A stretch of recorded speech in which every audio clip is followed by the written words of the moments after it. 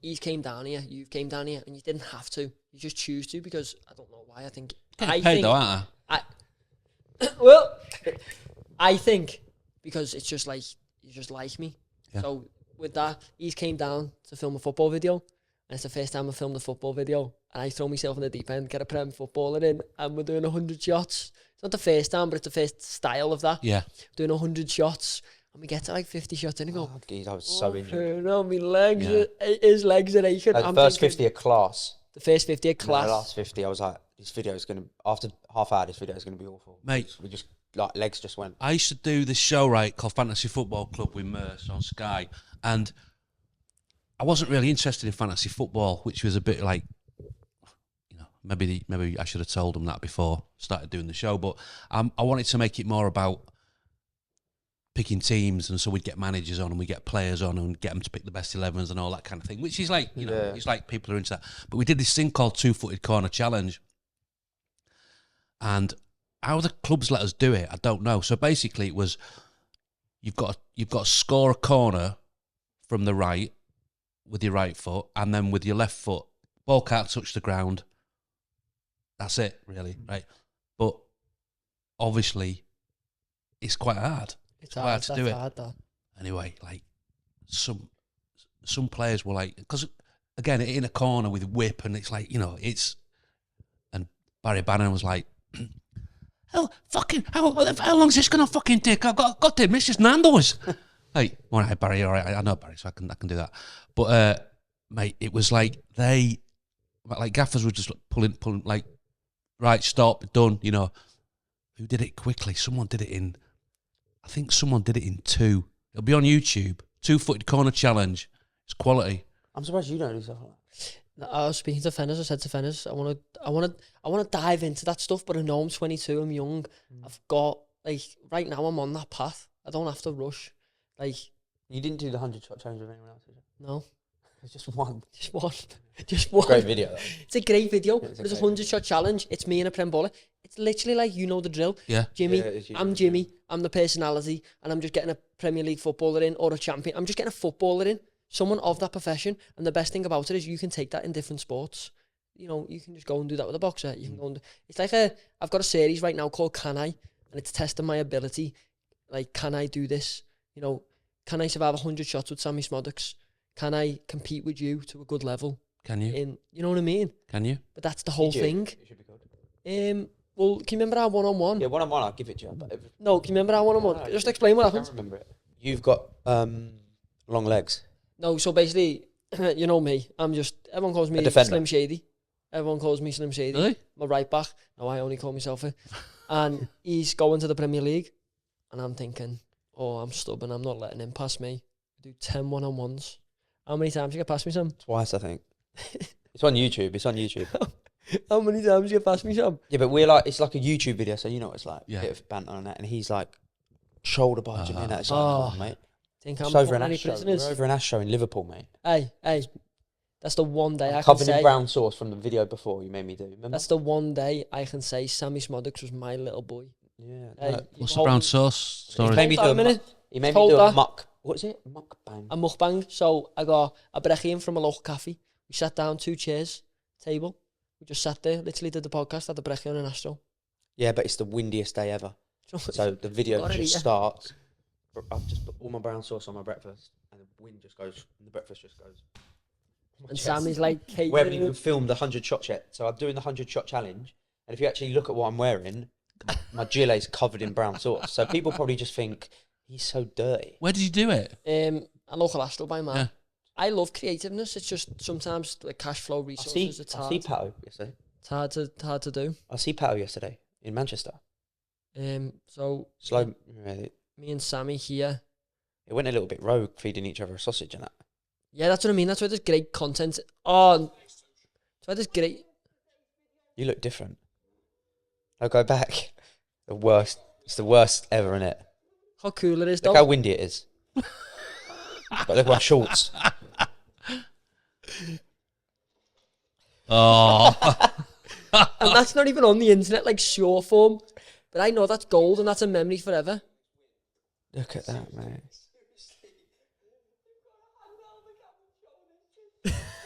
Chile, mate. I just bought it, didn't I? Brown sauce is the worst sauce, as well. And it stunk. And we hadn't even done and we must have done 100 shots. It must have taken us 2 hours. I don't do sauces. We wipe toast off them and that, and Yeah, no, I don't know how you've not like. they created your form of it. Yeah, like. It's hard for me because I don't know. I actually don't know. Like, I created so many YouTube videos. I done one with Dwight, done one with you, and I love them. But YouTube's one of them where it pays long term, and I just never had the cash flow to carry it on. So right now I'm in not a rut, but I'm in a position where it's like I've got to keep the short form going, and then like long form content is like an ISA. You know, if you invest in it, it'll pay off Slowly, yeah. But short form's like quick wins, and right now the brands and everything want the short form. But that when I get £1 million, I'll be able to do, long form. Just it's having that cash flow. It's not easy. That was a good video, man. It was so good, and the best thing is we were fresh in terms of relationship. We were new because of Joe, of course. Shout out Joe, always shout him out. But you enjoyed it. Yeah, it's great. You went home and had a laugh. Like, that was the best feeling for me as a host. We done 2 videos and I had the best time ever.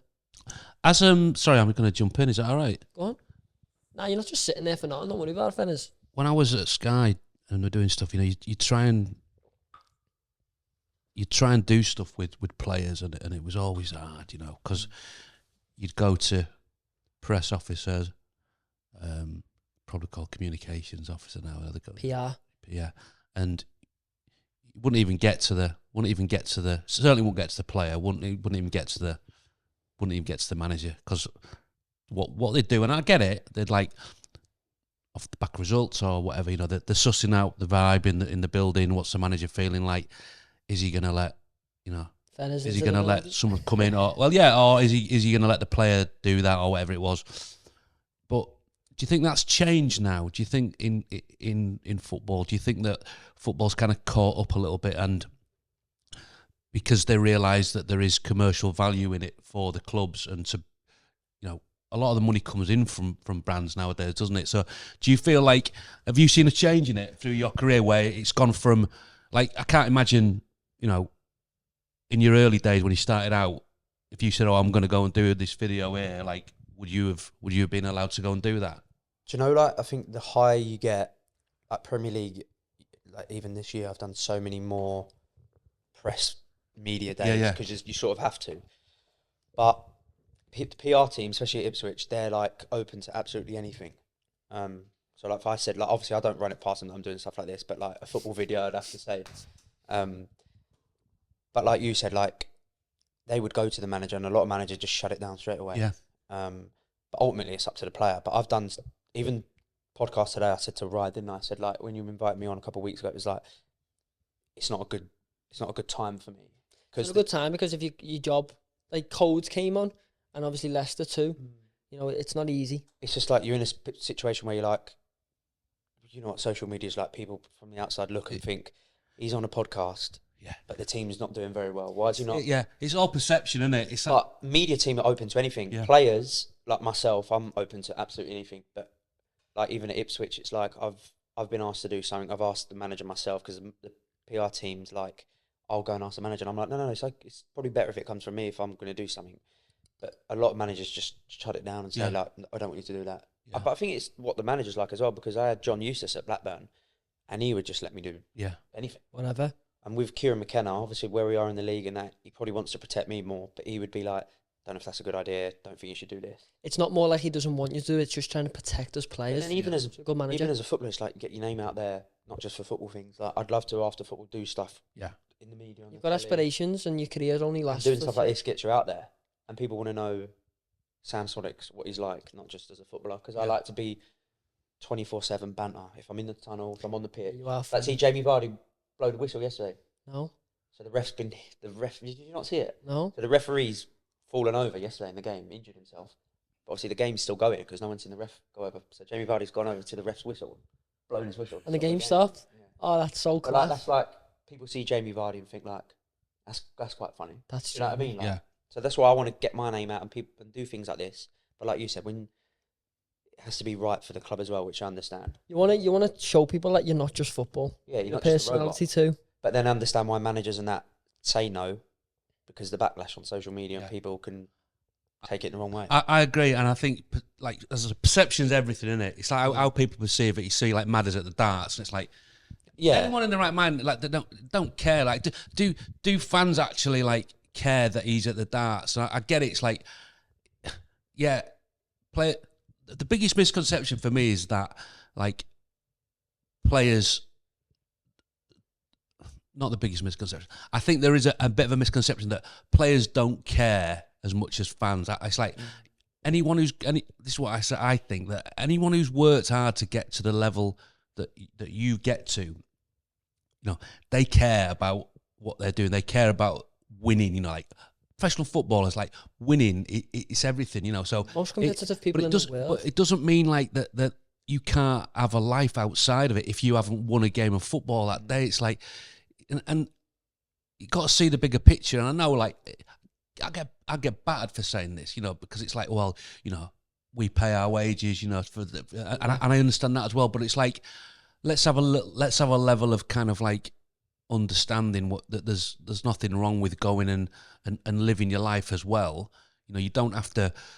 After a defeat, you lock yourself in your room for 3 days until you go training again. It's like, you know, you might be upset, but you know, you've got to live life as well, and you've got to get on. Then it comes back to how can we bridge the gap between looking at footballers, and I think that was one of my main aims before I worked my first footballer, is to bridge the gap to make them look like humans, because that's the reality of it. People just think they should just go train, sleep, eat, train, and it's like, well, they are humans too.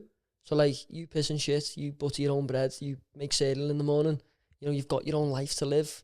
So like, you putting yourself out there like this, oh yeah, Sammie might play good on the weekend or bad, but he's still a human. He's still got his own life. Let's not torture him for that. Yeah, and I think that by getting yourself out there and doing stuff, it absolutely helps. And I do think, you know, I do think it's easier now for, you know, players in your position to go and do that. But I think there is that misconception that, oh, there's no characters in the game. You hear that all the time, and it's like, there are characters in the game, because you see them. They come, you know, all the guests we had on Soccer AM, all the players that I've met, you know, they're all brilliant. They've all got great personalities, but camera will come on, and you know, they're not going to say something because it's not worth it, because of the backlash, because of the perception. Like, they might not think that, but they know that if they say that, it might be perceived in that way, and then it's like it's going to cause them aggravation down the line. So it's just a lot easier to go, no, I'm not, you know. Yeah, I've always said it's like being on Big Brother. Being a footballer is like being on Big Brother. You just, especially the higher you go, you just watched. Everything's watched. Even before signing for clubs. So even before signing for Ipswich, I was speaking to the press officer at Ipswich. Before they sign players, they go through your social media, and they go through. And he actually showed me the folder of me, basically, and it's basically a fact finder of me. It's like, you tweeted this, and it goes through everything, and he looks. So then you get like a personality and a feel for the player before you even sign him. And it's like Fenner said, like, it's a hard one, because fans obviously pay their money and they're entitled to their own opinion. 100%. But sometimes players aren't entitled to their own opinion, because obviously I can't sometimes tweet certain things that I'd want to tweet, but a fan's allowed to tweet whatever he wants at me. And it's like, you're in the public eye, you do this, you do that, but like, you're trying to get out, like, players. What is the fine line? What is the line? Like, what are we trying to get out of here? What's the aim? My view on it is that there shouldn't be any separation from the fact that, you know, what you do in your career is it allows people a free hit for them to go and criticism is one thing, but like trolling, you know, when you're like being horrible to people, and you know, and I've had it, and it's like to a very, very small degree, but it's like you wouldn't walk, like, they wouldn't walk into you wouldn't walk into someone's workplace, would you? Like a plasterer. You wouldn't walk into when he's doing the plastering there and go, that's shit, you're worse, you're this, that, and the other. And it's like, it's only in certain industries where people feel, well, you're in the public eye, so you're fair game. It's like it's like this one, it comes with the territory, and it's like, well, I guarantee you, no one's come up to me in the street and said the things that they said to me online. Online. Probably said to you. No one will come up to you and say, and it's like, it's the way of the world. Unfortunately, you can't fight it. You've just got to like. Does it come with the territory of the way the world is now? Yeah, it does. Doesn't it? I think especially young footballers you don't get trained in that. Like mine's different because I've been a footballer for years. Obviously, only just reached the top. But young lads that sort of play at the top their whole career, like the abuse, like I don't really get a lot. Do you know what I mean? But like probably just a few bits about your hair, cousin. Yeah, just my highlights and that. Yeah, saying like how bad the trim is. Yeah, like your barnet's good.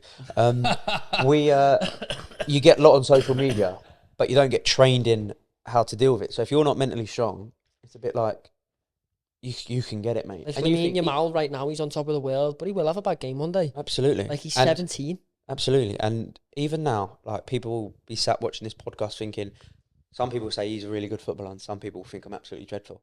That comes just watch that 1v1 and then make that decision. They will, yeah, but then 90% of them will think I'm dreadful.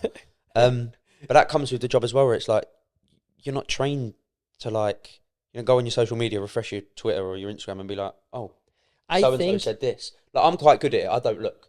But my missus went for a stage where she used to look up. When I was at Colchester Peterborough, so not huge clubs, I'd have a bad game. My missus would go and say, Sam, look, this person said this person said that. I'm thinking, that doesn't affect me. I don't look at it, but it's affecting you. And I remember she got upset because she was seeing stuff that people were saying about me.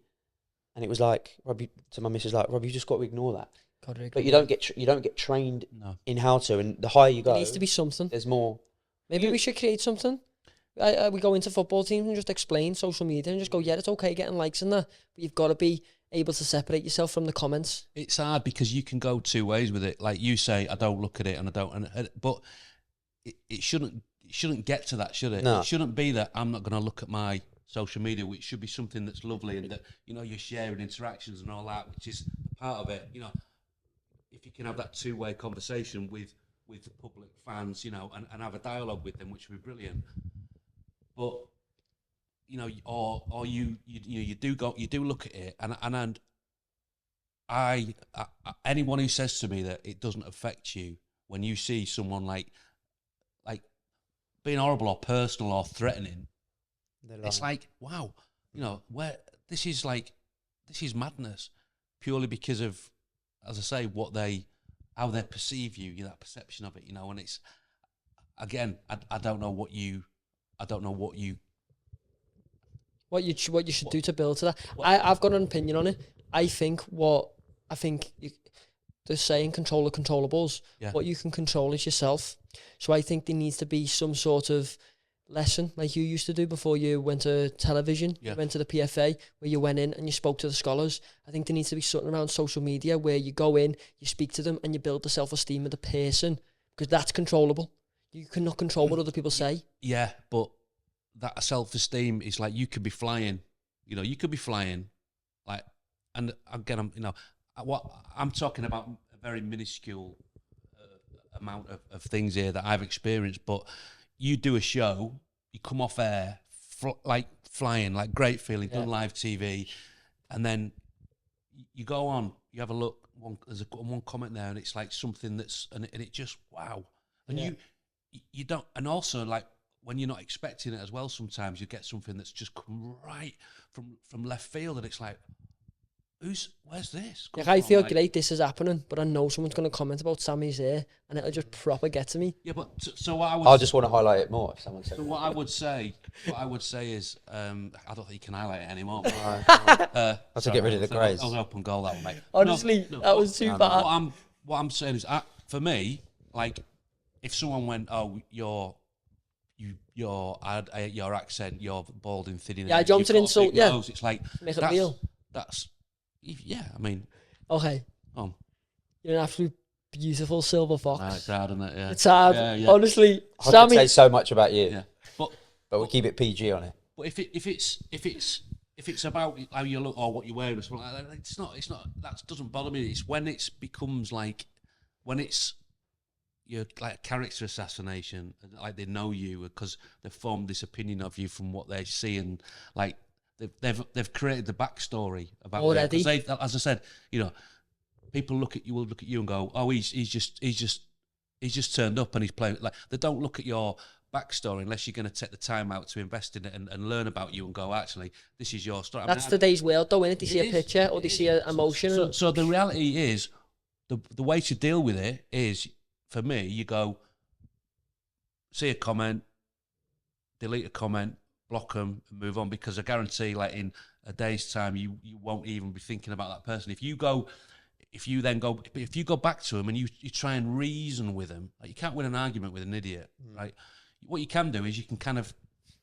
You can kill them with you can be the bigger person. You can be, all right, thanks for your, you know, and not necessarily be sarcastic, but kind of go, thanks for, look, you know, you don't even either ignore it or just go, cheers for your comment. Yeah, you know. The amount of times someone's messaged me something and I've put, cheers, mate. And then they've put back like, oh my God, you've replied. Oh, I love you in that. I absolutely love you. And then I just delete it. Highlights from where you get your highlights. I think like, no, but that's you taking cheers, mate. Ownership of it. Yeah. And it's like, you can think what you want. And then they're actually like, you've abused me to get my attention. You've got my attention, but you're not getting it anymore. It's a toxic cycle, but it's a weird cycle. But then football's a mad thing, mate, because then it's the only job, obviously other sports, but it's the only job you go out and people can just shout whatever they want at you. Do you know what I mean? So then they can shout, scream, say about as much as I'd love to say I know what you mean, I don't have a clue because I'm not in that position. So it's even like, for example, like when I was at Blackburn last year, Millwall away, like you're getting dogs abuse, but then I'll get fined by the FA or the PFA if I went on Twitter and tweeted something like, do you know what I mean? Yeah. But I'm in a situation where I've got 20,000 people, however, booing, swearing, saying whatever they want to me, but then if you say something back, you're fined. I'll be fined if I retaliate. Can you remember the story you told me? It was a Peterborough away. For what? I thought, no, it wouldn't be. And you were in the car. No, it was Blackburn Preston. Oh, Blackburn Preston. We just, obviously a derby. I scored. We lost 2-1. I drove out the car park with my window open, had Mrs. in the car, and about 10 Preston fans come around the car. Like, window is open, geezer grabbed me in the car. And the stewards are all just stood around the car as if saying, oh my God. But obviously I'm like in a position of power where I'm like, well, I can't punch him because... Yeah. But at the same time, your missus is there. My missus is here, my kids. There's 10 geezers around the car. So I've had to front it, to take off my seatbelt and say, like, well, come on then. Yeah. But I'm thinking in my head, oh my God, like, these are football fans. Am I really going to be seen fighting with a football fan? But then I'm in danger. Yeah. It's just like, all of this comes from football. Like, do you know what I mean? It was a crazy situation. It's the craziest situation I've ever been in. Like, we've just played a game, I've scored, we've lost, but I've done well. So I'm sort of up there. And then it's just like, bang, back down where I'm like, oh my God. You'd never think that happened though. The geezer actually said to me, like, you're lucky. He had his hand through the window, so I'm trying to do the window up. And he was like, you're lucky that, like, basically you're on your own. I'm thinking, like, surely, like, you'd want me on my own, do you know what I mean? But he was like, you're lucky you're on your own.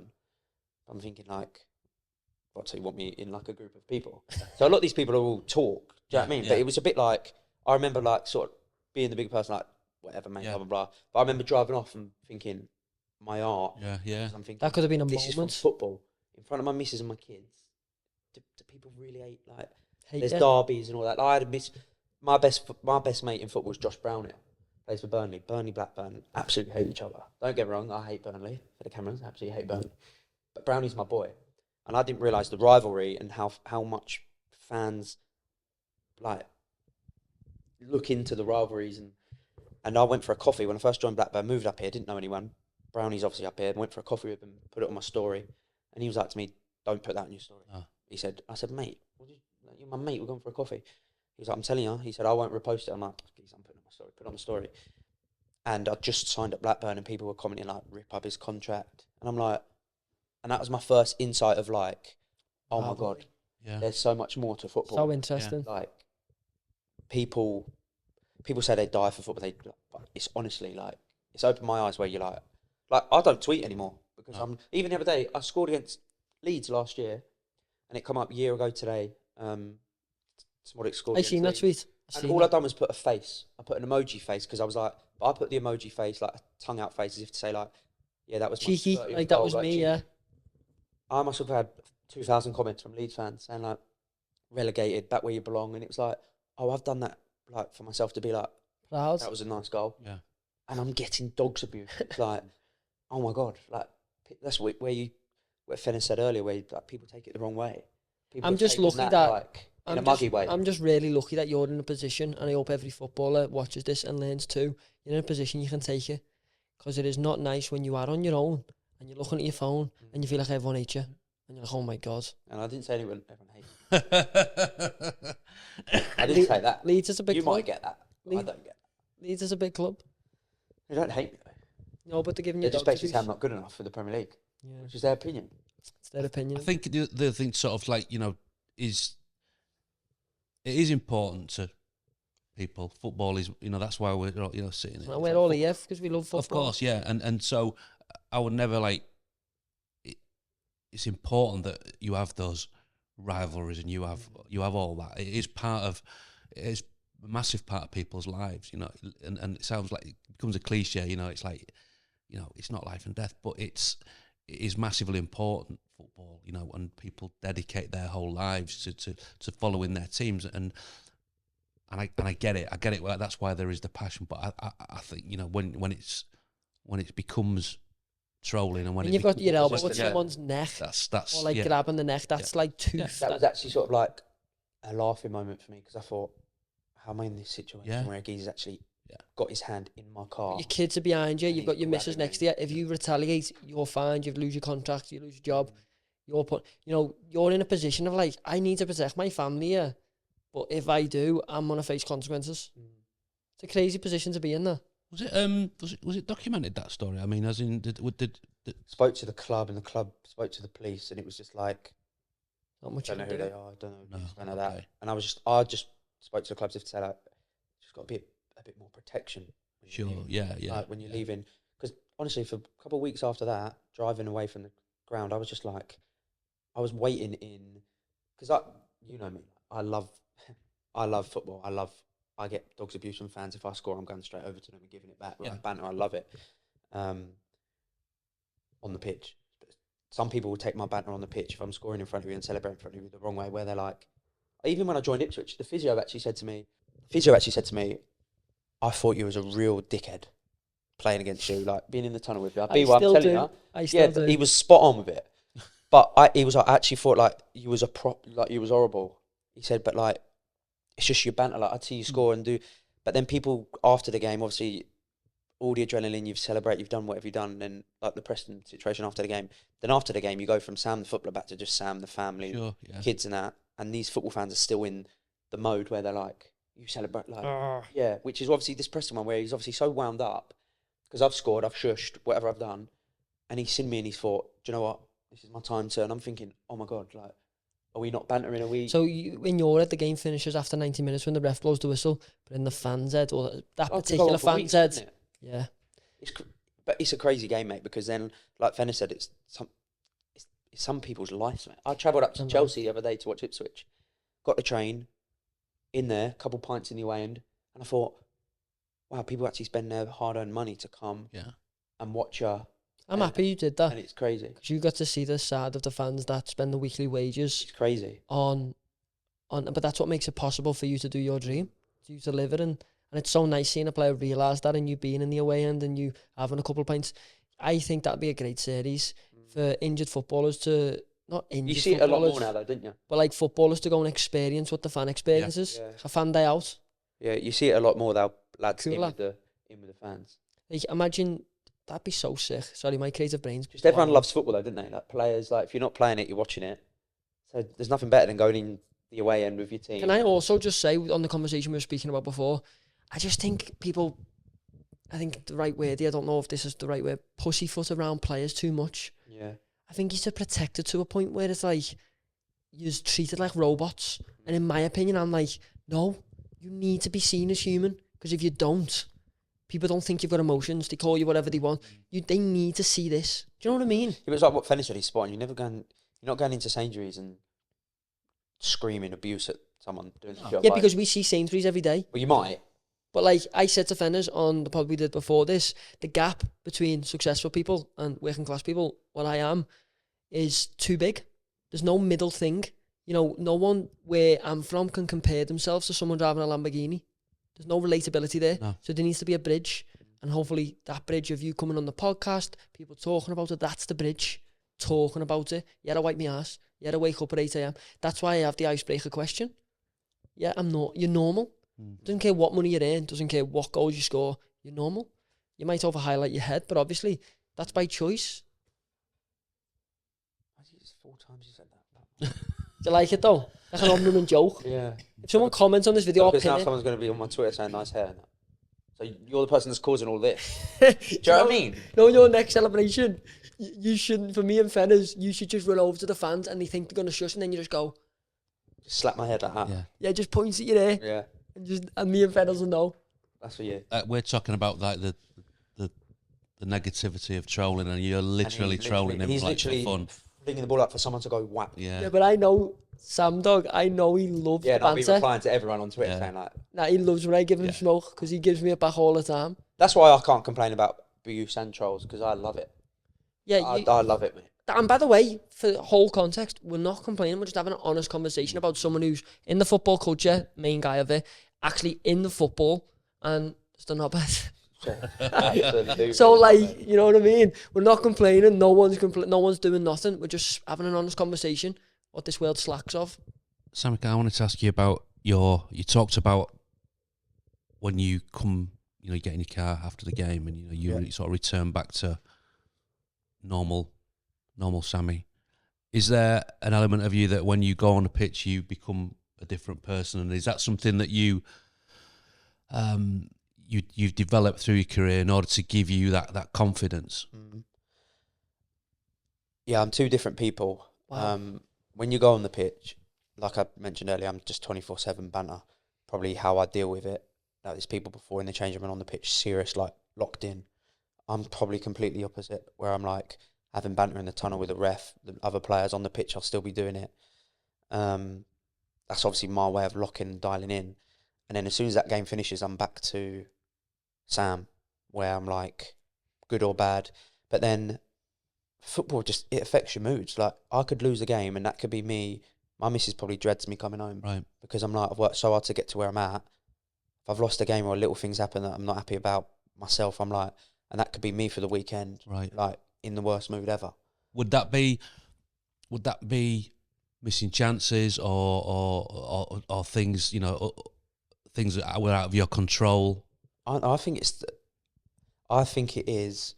I've set myself a standard and I've set myself a level. And if I feel like, even if I've scored and I feel like, and we win, but I feel like I've not hit that level, I'll be so annoyed at myself. No one else, I'd be so annoyed at myself, but I will take it out on people. Or I just go absolute silent mode and be like, but then it ruins. And I think getting older, having kids has helped that. Yeah. I used to beat myself up. Like, I speak to my agent after every game. I could score 2 goals, we win 2-0. And the first thing I say to my agent is, what about that chance I missed? Which I think is the best way to be, because I'm always wanting more. So I think I'll never be angry. Sound like I'm contradicting. I'll never be angry at missing chances, but I just know I've set a standard and a level. Yeah. If I don't hit it, I'm like, come on, Sam, like, you've worked so hard, you're here. Why are you not? I End want up to beating build off the myself back up. of that and ask, like, you going on the pitch, you're turning into that Sammie Szmodics who score goals. How does that affect you then when you don't get the chance to go on the pitch because of injury? What does that do to that person? Yeah, it's tough. It's like, so even this season, I think I've played 18 games. I had 7 weeks out with this ankle injury. Scans showed just there was swelling in there, and then I had another, went in for a tackle, had another scan, and the ligament had completely snapped. So I've had 7 weeks out, then I've had an operation, and then I've had another 8 weeks out. So it's like out of my control what's happened.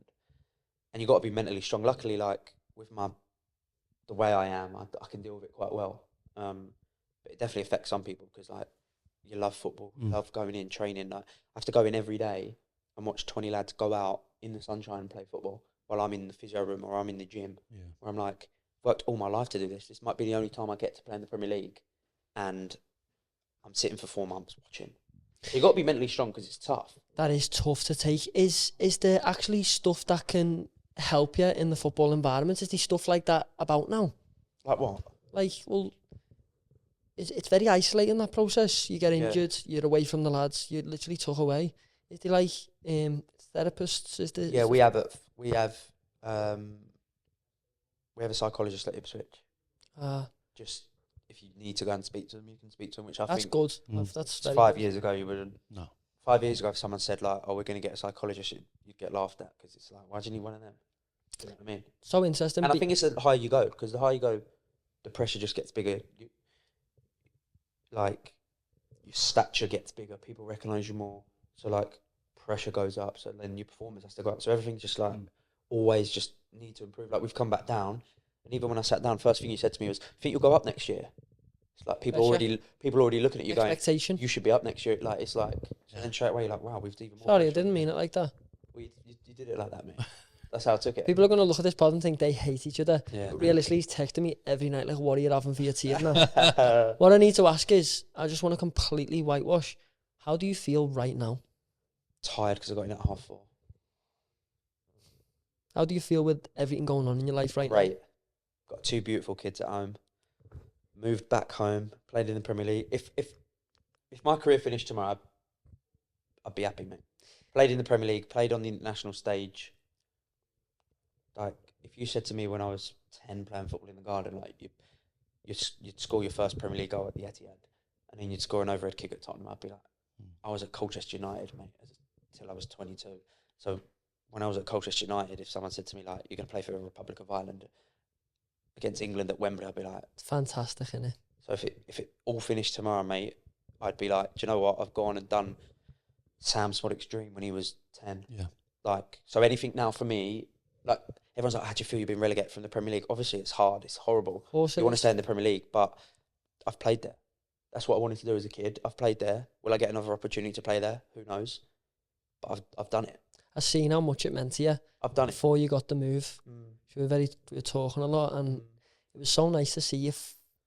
I feel dream. like I'd not failed. I think if I didn't make it to the Premier League, I'd have finished my career and thought, could you have tried a bit harder? Do you know what I mean? Because I'd have been like, my dream wasn't to play in the Championship. My dream's not to win the Golden Boot in the Championship. It was to play in the Premier League. And I remember my brother, my dad is a Liverpool mad. My first Premier League game was against Liverpool. So I just know that means so much to him, probably more than it did to me. I always think about what you've just said about playing harder. Like, I always say, if I ever had the chance to jump on that pitch, I wouldn't stop running. I'd just run and run myself into the ground. Do you ever feel like sometimes players can get into that autopilot mode and they're like, "Oh, it's another game weekly," because it's so consistent? You get used to it now. Exactly that. And I'm not trying to fish anyone out here, no, but it happens in every aspect of life. Okay, I've got a podcast every week. You get in autopilot mode of becoming that natural person who's just there. And you're like, "I've got a game every week. I'm playing left wing." You know, what makes that autopilot continue to be spicy as a competitiveness in your position? What is it? What makes you perform? It's definitely your competitiveness. Because Blackburn first year was, but Ipswich has been probably the biggest where I feel like I've had to perform to play. Do you know what I mean? There's so much pressure and like there's 4 people going for one position. At Blackburn, it was like I knew I could not train all week and I'd play. Because you're the main man, everyone, you're the goal scorer. Which was good for me because I know I'm playing and scoring every week, but wasn't good for me in the long run because I was like, I feel like I need more now, and I've come to Ipswich and it's been tough, and it's like, if I don't play well, he's playing or he's going to play or you're not going to play. So it's actually quite good when there's a bigger squads that are competing for positions. I bet everyone would say that though. Everyone wants to play every minute of every game. But when you get in that autopilot mode where you know you're playing, you kind of not appreciate. Just repetitiveness. Yeah. I've done it now. I'm 29 now. I've done it since I was 17. I've done it for 12 years. It's just like in me. It's in me now. That's what I do. I go training every day. I play this position on a Saturday. Sunday I'm off. And I do it all again. That's why I think when you retire from football, it'll be like, oh my God, this is a shock. Even just like routine, getting up every day and going and doing something. I think as well, like, you know, you're talking about you're doing podcast and it's like, the thing you got to remember is like you enjoy doing it. Yeah. I'm assuming, you know, like it's not, you still get a buzz, I assume, from going into training. And again, this thing for me, and I might be wrong, but there's that misconception that, you know, modern footballers, they're just like, they're not that arsed really. They're just going to turn up and they just have talent and they just, you know, will play and you know what. And it's like, no, it's like, it's just such a kind of tabloid cliche way of looking at football. It's like, as I say, you know, you're talking about, you know, your dream was to when you were a 10-year-old kid, like if I said to you, you're going to play for Colchester, that'd have been like, oh my God, that's unbelievable. Do you know what I mean? Like, so, you know, if you said to me, you're going to play for, like, even players who play non-league, you know, I've played with players. I mean, we're all, you know, you must have played with players who didn't go on to make it. You must have played with people and you think like, how is that person there not gone on to make it as a pro? And it's like, you talent, but everything that goes with it, you know, that having the strength of character, strength of mind to keep going and pushing on through rejection. And it's like, I wanted to be a footballer, right? I would have lasted if I was the most gifted player in the world, you know, like if I was Jan Molby crossed with Platini with a little bit of Ian Rush, like I still wouldn't have made it, because mentally and emotionally, like I've been around clubs and you've seen how people talk, and I know a lot of managers and things like that. You see how kind of brutal it can be. I would have been broken in a pile of rubble after a few weeks, and then you got to throw in the fact that, you know, you have to put on a little bit of that to go into training grounds and be that, going into a new football club, for example, and you know you've got to go in, and you can't be going in like a shrinking violet, because you'll just get stamped on. You just get moved on. So it's like it's I don't know what my point is really, but it's like there's so much more to football than football. There's so, yeah, and it's like that's the people don't realise that. But you would hope that it is still enjoyable, you know. Yeah, I know what you're trying to get. You're coming off the back of that, yeah, and I think it is. I really do think it's so interesting, and I'm so lucky to have the two different opinions on the couch, because it's two different sides. Do you know what I talked about this before, but so if you haven't played football, you play to an all right level, and you know you're playing with your peers and you're all right, and then obviously, you know, you're like my sort of, not football career, but my standard of football. You play local football, and then that's it. You know, you don't go anywhere else. But you still go and watch football, and you go to a Premier League game, or you go to a Championship game, and you know you're watching the game, but you don't have an understanding of what it's like to be on the pitch. You know, to feel the physicality, to understand how quick everybody's moving. And I tell this story because I was asked to play in Julian Speroni's testimonial at Crystal Palace through a friend who'd got in touch.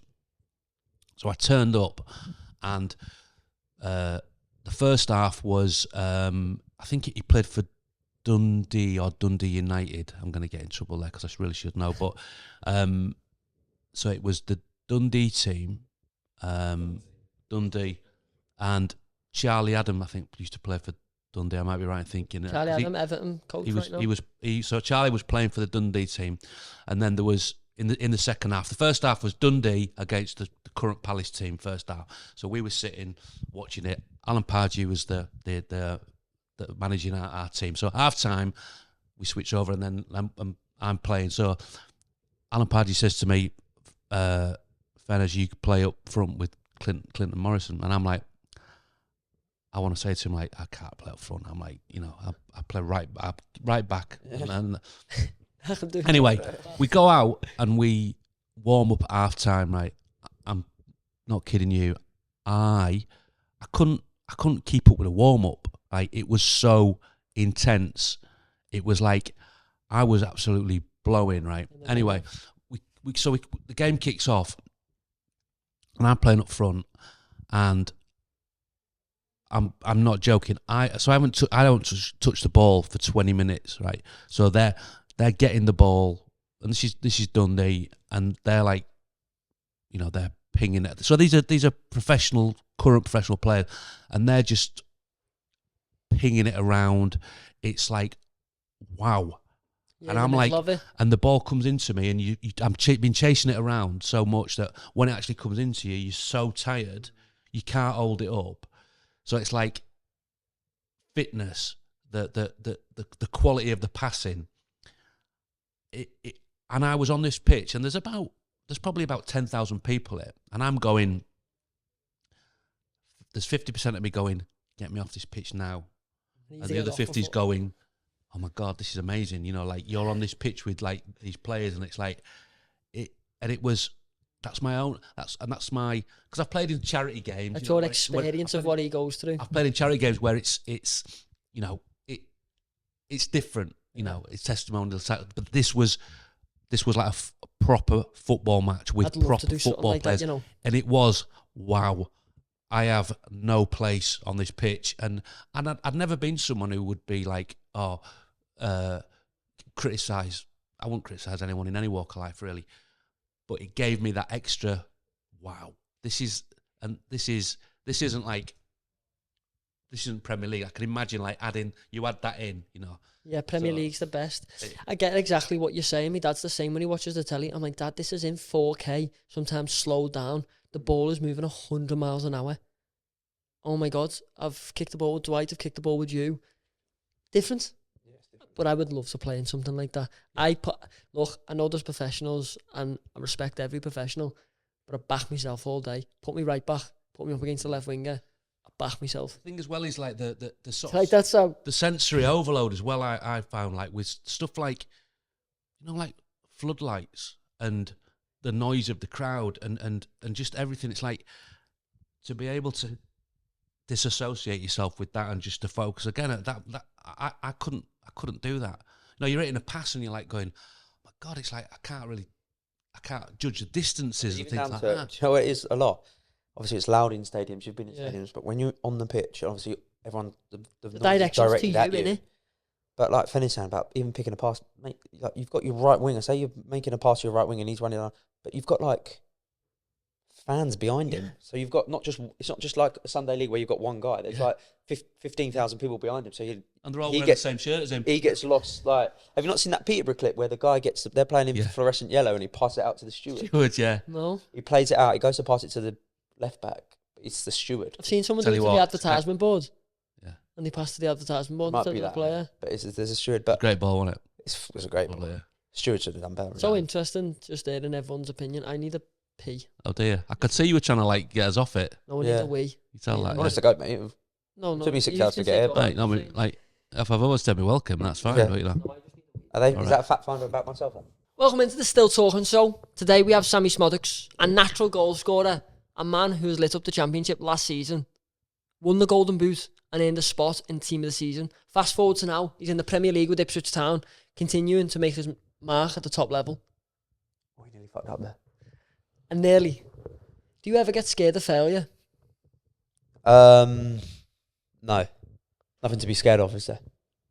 Everyone's going to fail at some point. There's no point to be scared of, is there? Have you ever failed in your eyes? Of course. Failed. Failed's like a strong word, though, ain't it? That's a very strong word, yeah. No, I've had setbacks, but I wouldn't say I've ever failed. Don't feel like I've gone to accomplish something and maybe not accomplish it to the standard I want to accomplish it, but I wouldn't say I've ever failed, no. The position you're in right now, you're coming back from injury. How are you feeling? In myself, feel good. Good to be back out on the grass. Frustrating couple of months, but life's good, mate. It's football, best job in the world, isn't it? So I love that. I feel like it's very easy to just talk about football, so I want to bring you away from it for a minute to speak about you being a dad.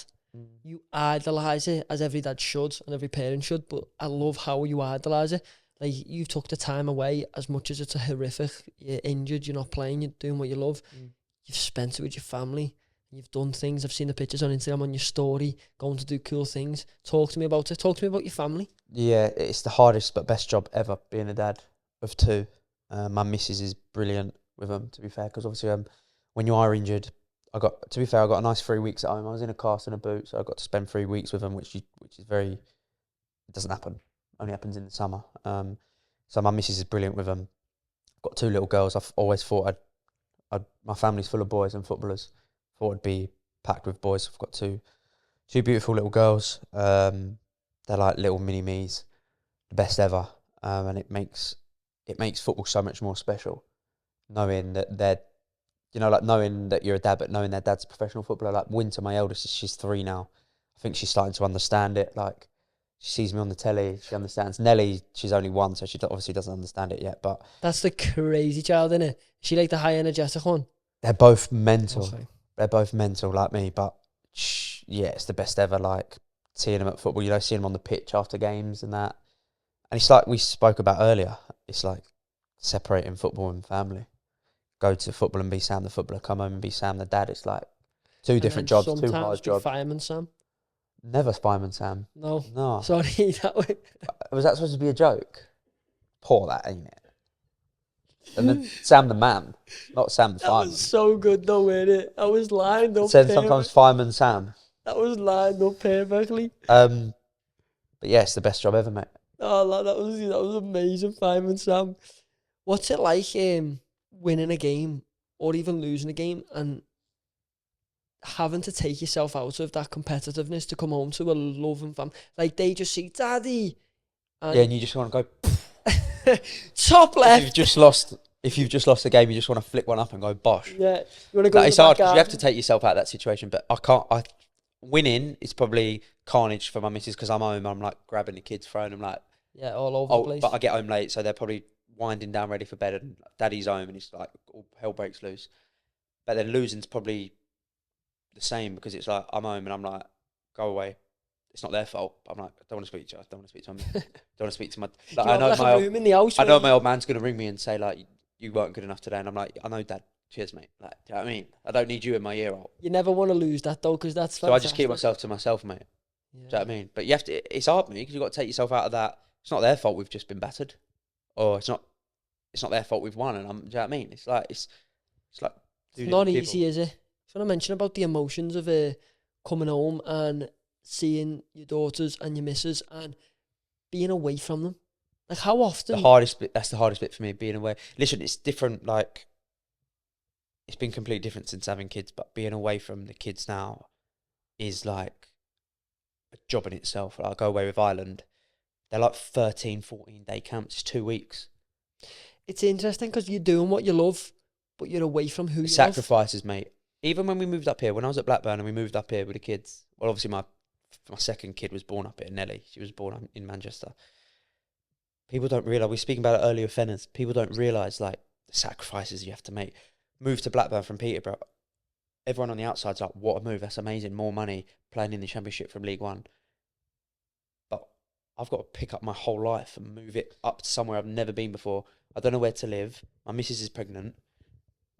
We're going to a hospital that we've never been to. Schools.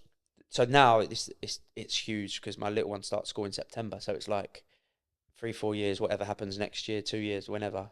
If I ever left Ipswich, if I stayed, it's like there's so many things to think about, mate. So many moving parts in your life. How do you manage that though? Because you can never really. The only not moving part is the club, really. If you stay at it, just get up and go, mate. It's one of them. Football is a short career. It's like you got to take opportunities when they come and just. My missus is brilliant with that, and it's like if we're going somewhere, we're going. It's not like shall we or shan't we? It's like if someone offers you more money at a higher level, I've got to take it. You've got to commit, and then you just commit, and it's like, do you know what? I can sacrifice living here for 4, 5, 6 years because I know eventually I will be back home. I remember we were talking about our food video we did on the Astro, and we actually touched on throughout your career the amount of life moments you've missed of your kids. I want to touch on it now because, you know, yeah, that episode's done great on YouTube, but we never actually put it out there to the world, and this will go out to the world. What's that like? It's not easy, is it? Oh, mate, I have missed. And I don't want anyone to watch this and think, oh, we're all just. No, I want everyone to feel sorry for me. I have missed. I do because of them highlights. Yeah, I have missed. What, goal highlights or these highlights? I like that. Cheers, mate. What? What are they? 23, 24? 24, 25. I've missed not just my kids stuff. So like, I know I keep saying kids, but you've got a missus. But when I signed for I've not really missed anything with my missus. Like, you're adults, you can make time. Yeah, for each other out like of it. Kids stuff. Like, so before I signed for Blackburn, the day I signed for Blackburn, it was my first winter, my eldest's christening. Done the christening in the morning. We all had everyone back for a party, and I left to go and sign for Blackburn. When I signed for Bristol City, I was at Centre Parks with all my family. First day, left, went up to Bristol. What's that like? Missed my cousin's wedding, so all my family at my cousin's wedding. couldn't go. I couldn't even go. Brother's wedding, I couldn't drink because I had training the next day. Like, these things people don't think about. Like, even down to like friends' weddings. One of my friends, Callum Britton, wedding in Ibiza, couldn't go because I was away with Ireland. These things are just. And it's not like you can just go to Ibiza for 3 days during the week before the game. People don't realize something. Like, I've got friends that will say like, "Oh, we're going to Magaluf Benidorm in July," and I'm like, "Oh, I've got pre-season." They say, "Oh, I just take the days off." I'm like, no, I can't ring Kieran McKenna and say, "Gaffer, like the lads are going Benidorm. Like, can I jump on?" Do you know what I mean? Let me take 7 People don't realise, but you do, like, I don't think about it, but you do miss a lot. And I'm not doing this for people to go, bless you. You are. I am. Like, the biggest thing for me is Christmas, mate. I love Christmas, mate. And you're in hotels. Like, we played Arsenal away. Amazing. But you're in a hotel, like, the Boxing Day evening, it's like, it's crazy. Like, Do you FaceTime your kids? yeah, of course. It's sad. She just, yeah, it's just hard because she's obviously like even last night, come up here last night, and this morning I ring her, she's like, "Daddy, where are you?" And I'm like, "Oh, I'm doing Still talking show. I'm talking to this goon, mate, for." Do you know what I mean? I'm up in Liverpool in a warehouse talking to Ryan, and she's even like, what a waste, man. Daddy, why are you doing that? Daddy, are you wasting your time? Like, I know. I'll Daddy, come you're home. on the telly, you don't need to go. You don't need to go and speak into a microphone with him. That's so It is hard though. It is. But that's the job, isn't it? It's the best job in the world, mate. I can't sit here and go, "Oh, I have to stay in hotels, I have to do this." Like, yeah, it's just interesting because I want to see the side of that because there's just so much more to football, mate. Like, Fenners was meant. People don't realise, mate. It's like socially, mentally, everything, mate. It's not just football. You've got to be so good in everything. Funny because one of the questions is, how do you balance the family life with the pressure of being a pro? What's it like when... I don't feel the pressure anymore, mate. I think because I'm like, do you know what will be will be. I've worked hard to get where I am. Just enjoy it, mate. And if you're enjoying it, you're doing well. Do you know when there's like headlines about you and everyone's talking about you? Does that affect the people around you too? Probably. I've never really spoken about it. Like, well, to be fair, like we mentioned, when I was getting a bit of abuse, my missus was looking at it and she was like, "Sam, look what this person's saying. Like, that doesn't affect me. I don't look." But probably affects, like, mum. I know my mum and dad will look, and like I said, like, you can have great games. People will sit and watching this podcast thinking he's such a good footballer. People will be watching this podcast thinking he's a crap footballer. More the first one than the second one. Absolutely. People will be looking and thinking he's a legend. People will be thinking, and people thinking he's a knobhead. It's funny because I see Sammie for what he is and he's so funny. Funny looking because of them highlights on the top of his head. Put that there, brother. Go ahead, just give me one. Just give my brother. Hey, Joe, he needs to go back to you, just saying. I'm supposed to see Joe after this, actually. And get your haircut? Have you seen Joe's little beard he's got? Oh, the little goatee. Dreadful. Next question. I don't even know what was that question. We were just talking about family and the pressure of being a pro. But I don't find pressure as much anymore because you're just doing it. I love football. It's my job. I absolutely love it. Like, what's better than going out and playing football in front of thousands of people? Nothing. There's pressure on it, obviously, but... You love it. Pressure's for tyres. Talk to me about your career. I'll go through it now. Colchester United, Bristol City, Peterborough United, Blackburn Rovers, Ipswich Town. 2013 to the present now, 2025. Some career there. It's some years. 12 hard years. You know, there's a lot. We were talking about how new pros in the scene won't understand and how to take and be mentally strong enough to take the social media aspect and the wear and tear of being in the pro game. What's something you'd say to them? You got to be thick-skinned, obviously, because you do get a lot in person and social. Like, I've had it on nights out where people come up to me and say stuff. I've had all sorts of stuff. You can't really look into it, but because when you sign up to be a footballer, and no one, like I said, no one teaches you this. Like, no one guides you or trains you to deal with trolls or deal with people coming up to you in the street. Even good things. Like, I've been out for meals with my family. People come up to me and ask me for photos, and I'm like, I'm eating dinner with my family. Like, but what I'd say to young kids is don't take any notice of it. I would say if people are giving you a bit of abuse, and that take it as a positive. They know who you are. That's how I look at it. If someone wants to abuse me, I'm like, well, you know who I am because you're abusing me. So I'm obviously doing something right.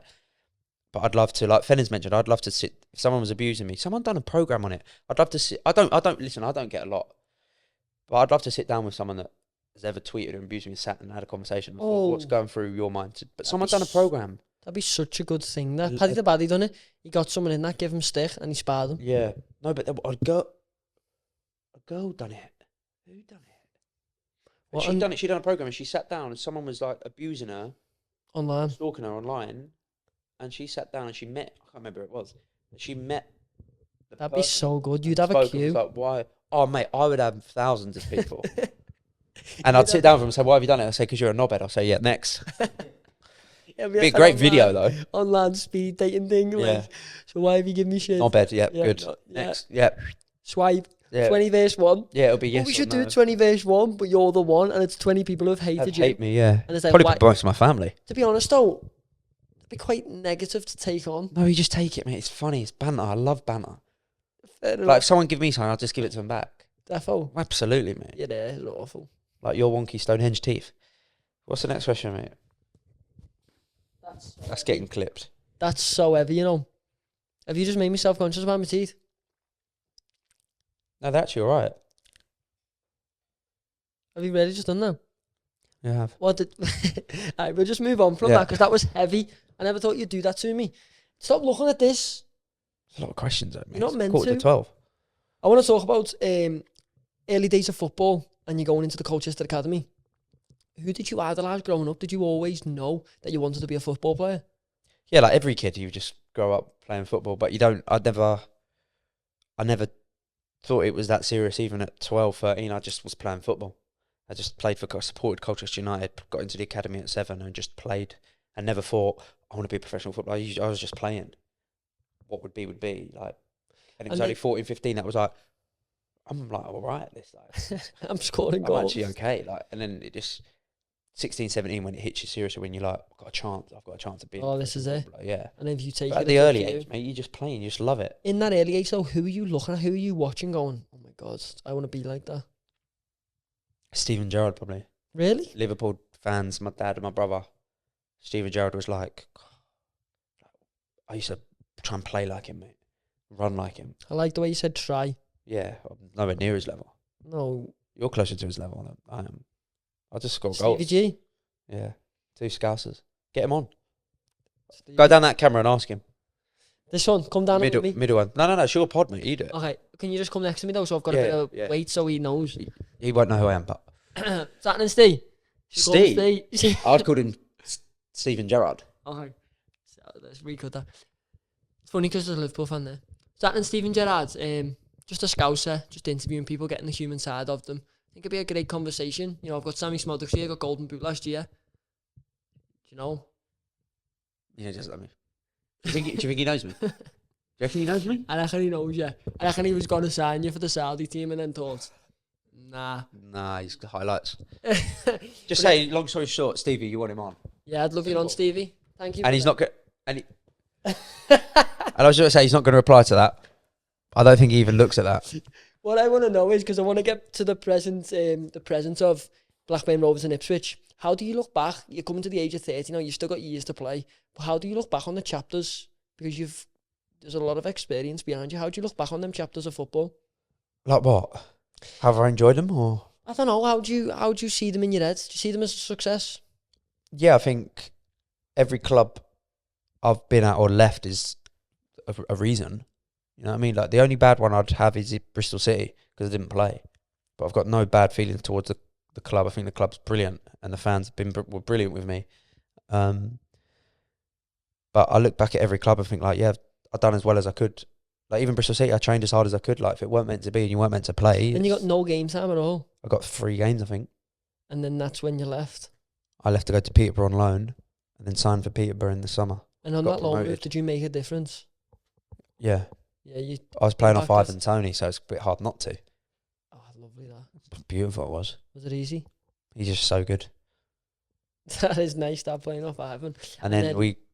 COVID. Made the full-time move and got promoted, to the champ. So lovely that. And then you went Peterborough, and then you went to Blackburn Rovers.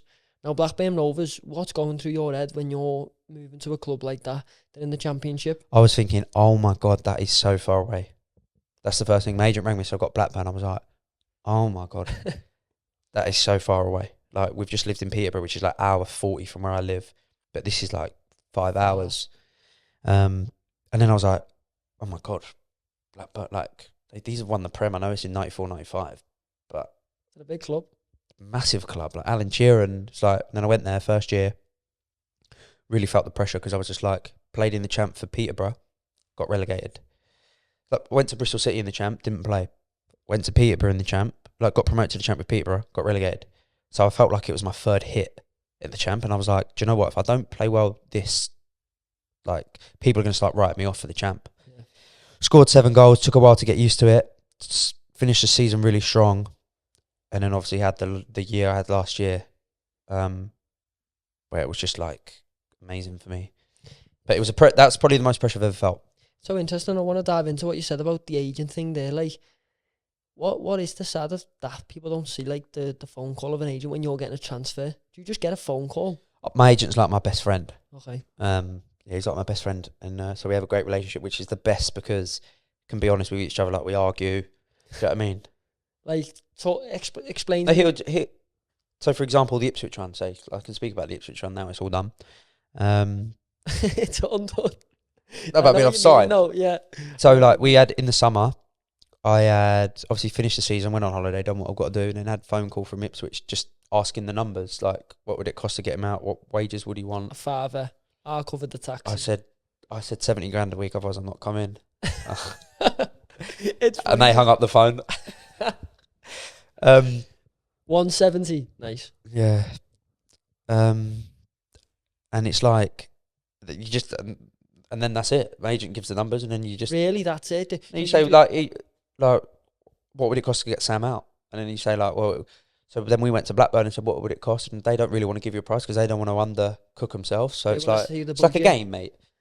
It took about 3 months for me to sign for Ipswich, and then they're arguing over little things and that. It's a lot goes into it, which is why it's so important to get an agent, because then I could just purely focus. So it was quite an awkward pre-season because I didn't play. I refused to play. I don't mind saying that now. I tried to be the best I could be at Blackburn, but I wanted to move to Ipswich because it's Premier League. Like I said, it's my dream. It's back home for me. Ipswich as a club is amazing. The club Blackburn is amazing. But then I was like refusing to play. I went to see John Eustace, who was absolutely unbelievable with me. I went to see him and said, listen, I don't want to disrespect the staff, the players, but I don't want to take any part in the pre-season games. And he was just like to me, that's absolutely fine. I'll protect you and I'll help you with whatever you want, which was like, for me, he could have easily said like, who do you think you are? Yeah. Which is not me, it's not my character. Then it got to obviously the beginning of the season, and the Ipswich move hadn't come off yet, and he was like, season's starting. So I remember sitting with my agent thinking, I've got to play, mate. I can't just refuse to play. And I remember being on the bench against Derby first game of the season. I was like, I'm on the bench. Like, I finished top goal scorer in the champ last season. Like, I've put myself on the bench by my actions. Come on, scored. And then he said, you're playing on Tuesday night. He said, you're not refusing to play against Stockport in the cup. Started, scored 2, and then Ipswich deal happened on the Wednesday. Do you think that sealed the deal? Probably just give it the push where it's like, it was over like 500 grand, whatever. It's probably just been like, yeah, just because, like, you know, you've proven it already in a season. And then I want to dive into that, by the way, of making that decision to not play, because that's not an easy decision. And a lot of people didn't know that. A lot of people just thought I was injured, or like, it's not my mannerisms to be rude, but I just said, listen, I don't want to play. Then it got quite bad where it was like, I was training on my own. I was going into Blackburn and training with a fitness coach. And the director of football was like, no, you need to train with the team now. And I was like, no, I'm not training with the team. And that went into disrespect of Blackburn, because I don't want the fans to get the wrong. No, that was just... It was you wanting to get your dream of playing in the Premier League. I made it so clear that I don't want to disrespect the players. I said, I don't want to train with the team because I'm not in the right headspace to train. So I don't want to train and like ruin training or act big time where people go, come on, Smods, like, you're killing the session. And so I sort of done it with them as well. Because this is when the move looked like it might not happen. So I was like, I need to do everything I can to make this move happen. When the move looked like it wasn't happening, I was straight back in training. Like, then when it looked like it could happen again, I was, right, I'm not playing games. Because you've got to think, I'm pushing on this. I'm 29. I moved to the Premier League when I was 28. Like, that was probably my last and only opportunity I get to play in the Premier League. I had to do all I can to do that. So then it's my dream. Do you know what I mean? And it was a tough decision to go into the manager, because managers could easily turn around and go, who do you think you are to tell me that you're not playing with... Very lucky. So we pay my wages. They pay my wages. So I'm going in saying, thanks for paying my wages, but by the way, I'm not training with the team. Do you know Very what I mean? lucky, innit? And obviously, But I think it's because it's the way I carried myself and the way like, there's people in the past, I'm not going to name names, that have tried to push clubs and push moves. They all fall out with fans and that because of the way they go about it.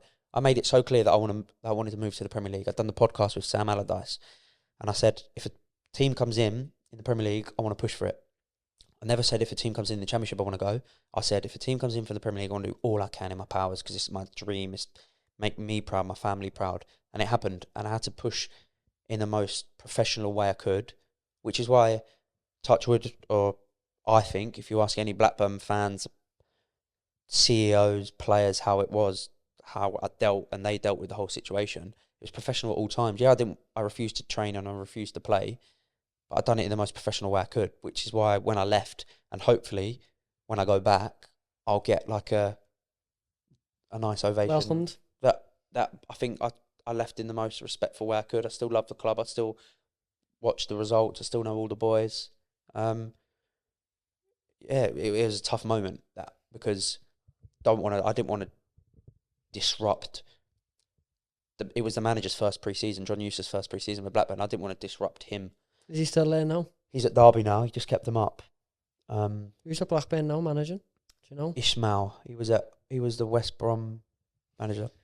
It's interesting how much changes in time. Yeah, it's crazy, mate. Football changes non-stop. There's constantly moving particles. It's so interesting listening to you, because that...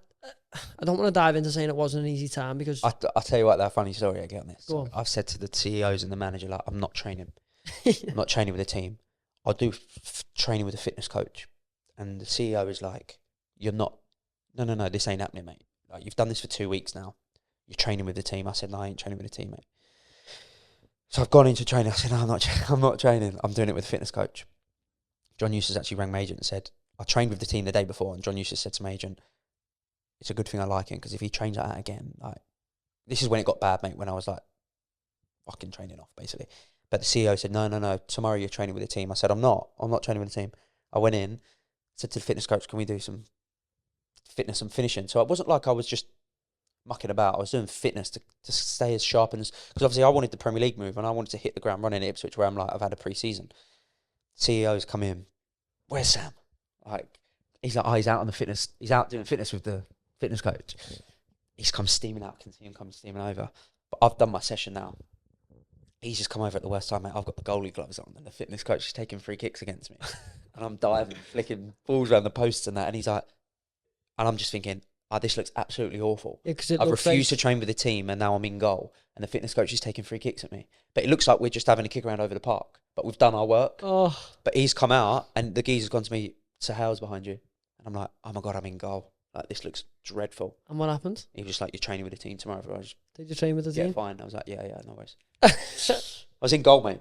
So you imagine he's thinking, no, this geezer's taking the mick. Like, he's refusing to play and train, and he's in goal. It does look like you're taking. But I got really well with them. Like, they're brilliant. They helped me get the move. Like, looking back, it's like, still message him here and there now. It's like, it's brilliant. It's such a hard... It's not an easy cycle, that is it? Mood transferring. No. There's so much that goes into it. Because you want to play as well. But I don't know if you see it like this, but at the end of the day, you're property of that club. You're just a number, mate. I don't want to put it like that, but... That's what you mean. You're telling me I'm just a number. No, a player is owned by that club. Yeah, of course. And by that, they have the right to do what they want with that owned. They could have just turned around to me and said, no, we're not selling you. That's what I'm saying. And that's my dream. That's like... that was my dream, where I'm like, I know, like, this is my dream. You're going to stand in the way of my dream. This is my dream. But they didn't have to sell me. Football's mental, mate. Yeah, they could have stopped that, and that's credit. credit. Me off, mate.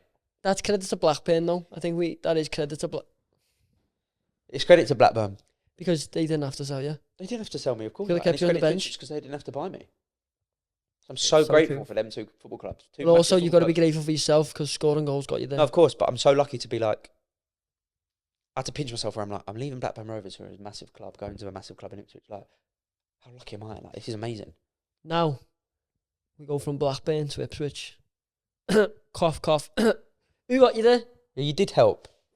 I'm so happy you admit. Can we stop this? Can we, please? Hey, I'm so happy. You got me. You got my name out there. Do you know what? I actually joke about it, and it's a joke, but it's actually interesting how we can talk on that.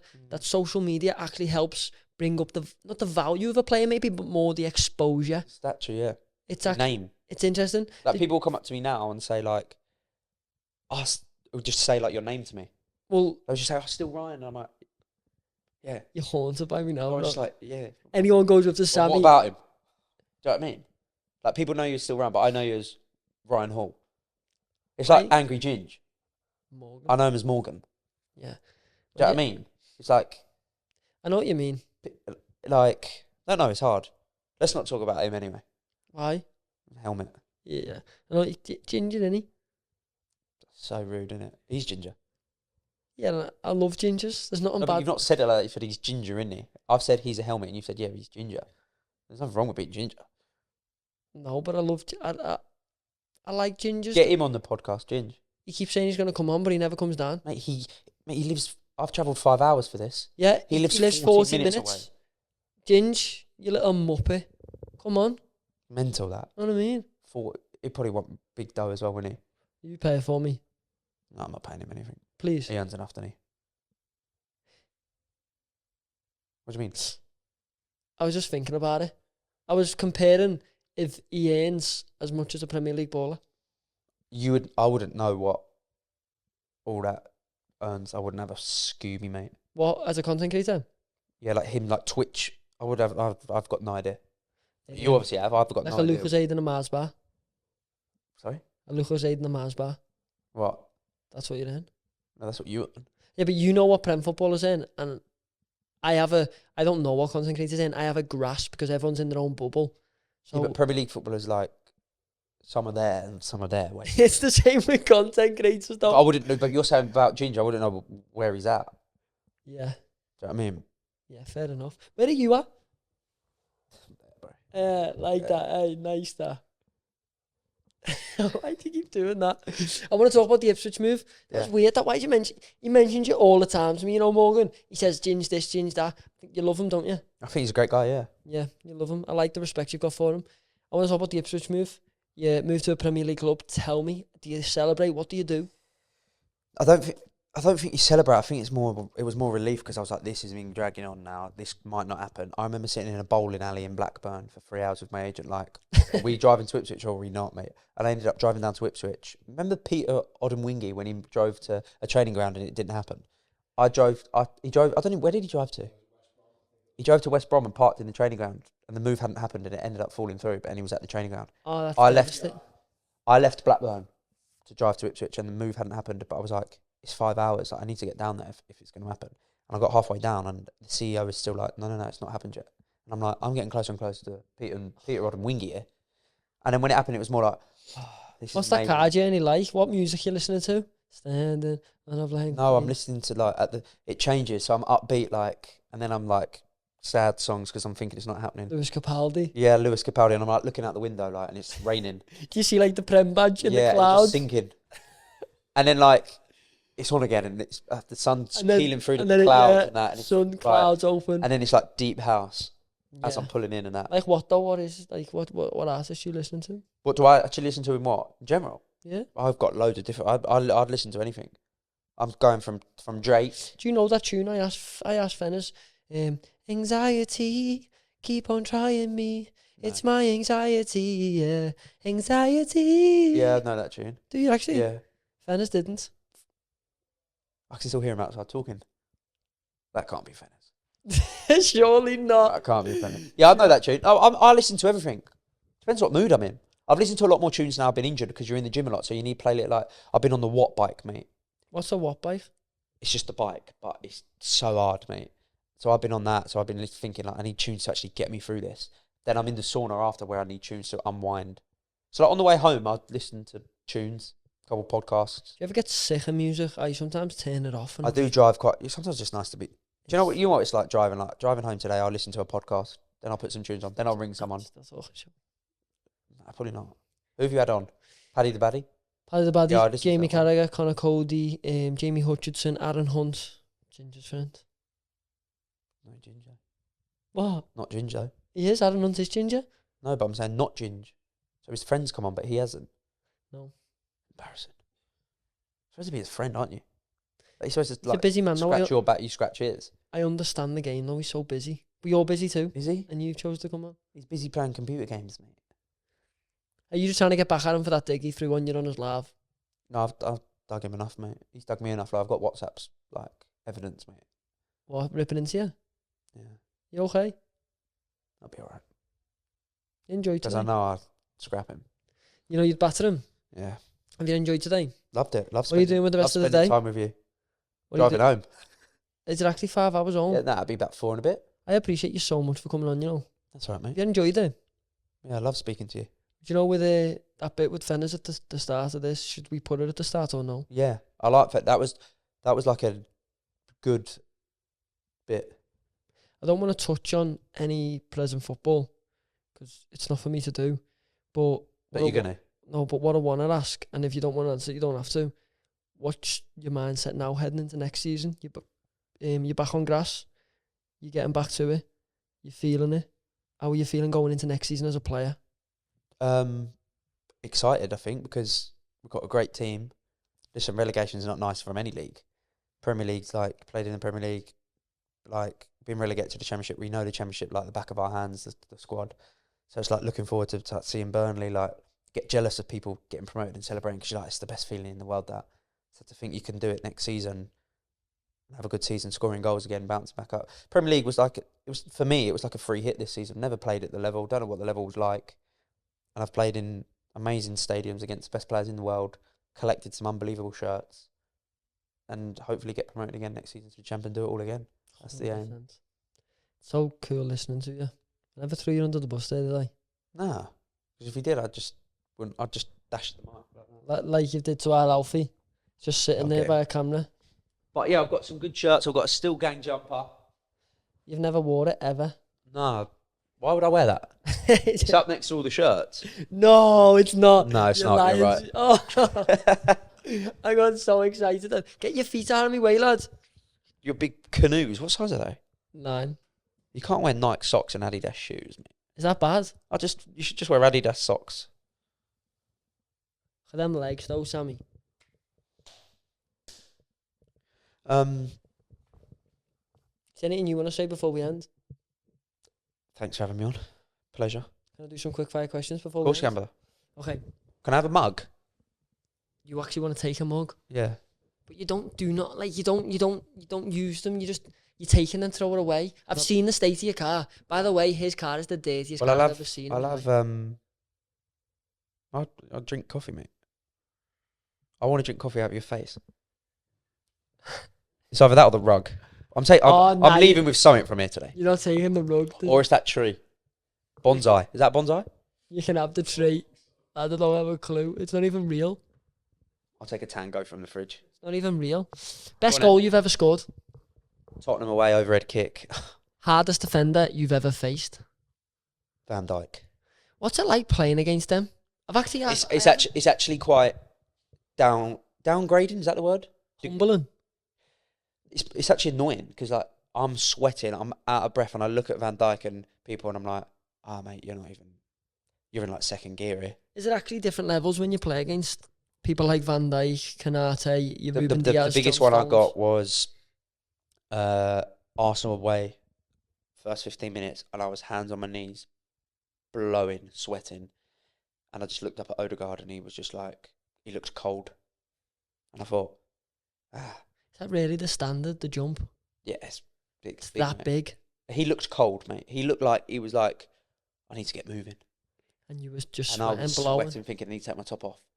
What's been like, am I okay to ask you You about can ask me anything you want, mate. No, but about the season, like the teams you've come up against, like who's like the game you dreaded the most or the The least? big ones like City away, because you just think they've got the individual quality to just demolish your game straight away. Is And that it's what real, happened. We went 1-0 up, Szmodics goal. Oh, I didn't want to say that. Do you know I really want to say that. Do you know every time you score in that, which is quite often, my dad comes straight to me. You know that? Yeah, Sammie scored. He's a big fan, isn't he? Sammie scored. Mr. and Mrs. Still. He only does it for a couple of players. But they're the games you don't dread, but you're just like, that's gonna be a tough game, ain't it?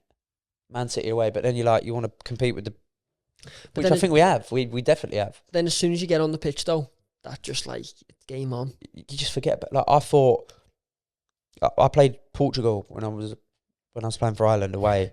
We played Ronaldo, and in the tunnel, I'm looking at Ronaldo like, oh my god, how am I, a boy from Colchester, on the same pitch as Cristiano Ronaldo? As soon as the game starts, mate, you're just like, I'll smash you in play. a tackle. You just play, mate, and you just don't even think about it. And then it's after you're on the coach on the way home, and you see the photos, and you're like, oh my god. Oh, you must have been so quick to post a photo. So quick. I think I got a photo of me Cruyffing him. Oh, any funny stories of being in the tunnel that where the cameras don't see? Is anything happening in the tunnel when you're standing there with other people? You try and have banter and that, but nothing. Nah. Have you ever spoke? Do you speak to defenders when you're next to them? Yeah, I like to speak on the pitch just because it's just like. Do you? Yeah. Yeah, I'd love to. Was you speaking to Van Dijk? Bit of banter. No, I didn't speak to Van Dijk. You were scared of him. Yeah, you have to like. In the Prem, it's a bit different. In the Champ, like you can speak to people, like you were get scared nibbles, of him, have a bit of banter. I just told him to ignore me or go, chat, mate. Like, who are you talking to? Obviously, he's got to So I'll look be down like, too, hasn't he? He's got to look down. Oh, he'll have to look way down. I don't want to be looking up and he go, like, why are you talking to me? Like, that would really upset me because I'd just be like, sorry. Do you know what I mean? Or I'd have to say something like, shut up, mate. Do you know what I You mean? can talk about it now, but there was a lot of rumour that you were going to Everton in the transfer because we were very close and we were talking a lot. And everyone was like, is he coming to Everton? Blah, blah, blah. What I want to ask is, what was it like when you played against Everton? Obviously, you were rumoured by the fans to go there. And then people were I remember it was I didn't play Goodison obviously yesterday. I was on the bench for the game. I come on. People was actually shouting me at half time. I was warming up and people was actually shouting your name to me again. No, there wasn't. There was. Really? We must have done that. They obviously watched the video of you and me and know we're friends. And they were shouting and I was just like, do you know, like I said earlier, they're shouting your name to me and I'm on the pitch and I'm like, yeah. Like, have you spoke to Ryan? I'm like, yeah. Thinking, what do you want me to say? Like, you have spoken to him. That's so funny though. Did you have any back chat with the lads on the pitch there? No. I No. don't really know many of them. I know Dwight and Pato. Shamey, obviously. Yeah, Shamey. So interesting. He'd be a good one on. Shamey. Yeah, I've asked him. He'd be a great one to have on, wouldn't he? I've asked him. He's very selective with the media he does, and I Yeah, respect of course. that. Yeah. So I He's a think legend. the more he sees yourself come on, I just done Jakey the other day. Who? Jake O'Brien. Oh, yeah. Centre half. I know Jacob Brown, mate. Yeah. So Played with him. sorry. Just, He is the BFG, that boy. lad, How how big is tall is he, bro? You look like his son. Yeah, I'm And not you're standing ginger, next mate. to him. Got a problem with gingers? No. I'm just saying, I'm not ginger, so I'm not his son. No, but he is. He would hit his head on that. yeah, he's 6'6", 100 kilo. He can box. He can play hurdling. He can play footy. Is the lad that's Fenner's still outside? He's not. I swear, I swear that's Fenner's outside. I'm looking. One sec. Funny it is. No, He's just sat down there. you're lying. Swear my life, he sat. Get him back on the pod. He sat talking because it'll be dark. I'm only joking. He's still sat there talking. That's fantastic. Any more quick question? What's the other quick question? Fenner said he had to go 45 minutes ago and he's still He's there. leaving at 11:30, mate. It's past 12. Last Fenner's question. a legend, mate. He's Stillryan legend. Oh, I love him. He's such a I'm going to get a creative. photo with him, actually. Such a royalty. Because he's still here. Again. I don't know how we haven't got one. Oh, so can I get him? No, that's what I'm saying. We have to get one, us three. Oh, all three. Yeah. Okay. Last question before we wrap up. What do you want to be remembered for? Being a funny, good footballer. Like, for me, being personality-wise as a footballer, for me, is like I'd love after football to be in that sort of stuff, like Soccer AM stuff and that. I'd love that. Like social media. I want to be a manager. Like I love coaching and learning. That's so interesting. You say. I love learning the I think game you'd and be coaching. a great coach. I think. But then I love that side of things where Soccer AM, like having pure banter, like see what Jim does, Bullard, like stuff like that. Like I think, oh, that's class. I'd love to do that. I think you could be a fantastic coach, and you could be a new breed of coaches. Like take away a bit of the seriousness. Mark White, get him on, mate. Yeah. You don't know who that is. No.